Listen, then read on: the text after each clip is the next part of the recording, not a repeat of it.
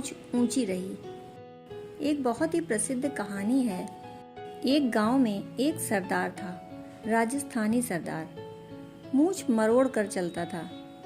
इतना ही नहीं कि खुद मूंछ मरोड़ता था, बल्कि गांव में किसी दूसरे को अपनी मूंछ मरोड़ने भी नहीं देता था, क्योंकि फिर मजा ही क्या।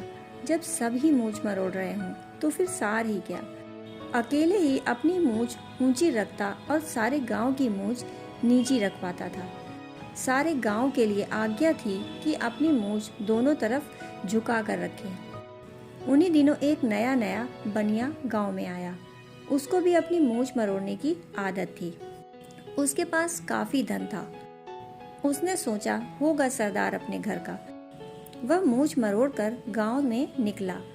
यह तो सरदार के बर्दाश्त के बाहर ही हो गया। उसने कहा, मूंछ नीची कर। इस गांव में बस एक ही मूंछ मरोड़ी जा सकती है, दो मूंछ एक साथ नहीं। एक म्यान में दो तलवारें नहीं रह सकती। मूंछ नीची कर ले। बनिया भी होशियार था। बनिए तो सदा ही होशियार होते हैं। बनिए ने कहा, ठीक है, नहीं रहेंगी दो तलवारें, हो जाए टक्कर।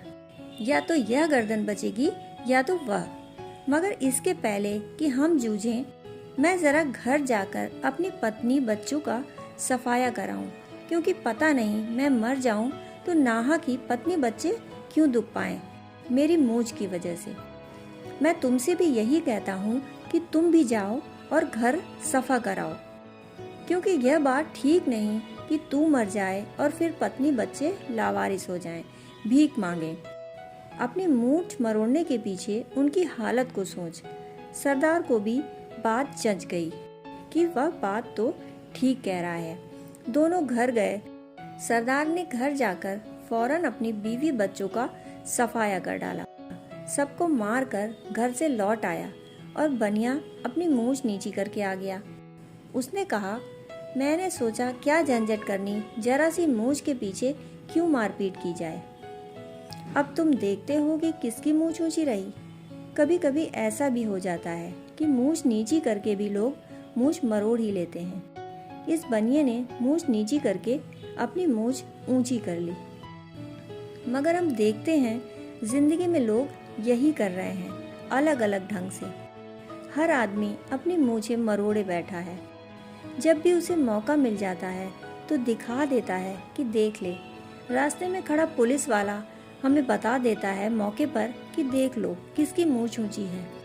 रेलवे स्टेशन पर बैठा टिकट बेचने वाला भी बता देता है हमको कि किसकी मूंछ ऊंची है।